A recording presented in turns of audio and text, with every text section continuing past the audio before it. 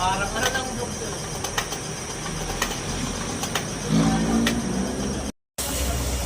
Mga CP, mga ante, mga yung nakita nyo, yun yung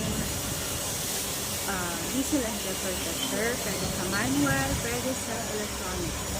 Yun po. Pero pang diesel lang po. 110 po yung volt, yung power volt.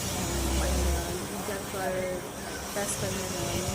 Yung pinakita ko sa inyo.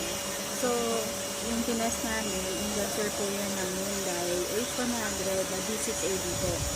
May problema siya, kailangan siyang linisan. So, sa mga gusto pong mag-avail nun, tingnan niyo po dun sa showcase. Sa showcase po, i-order niyo po dun sa card po. Thank you very much po.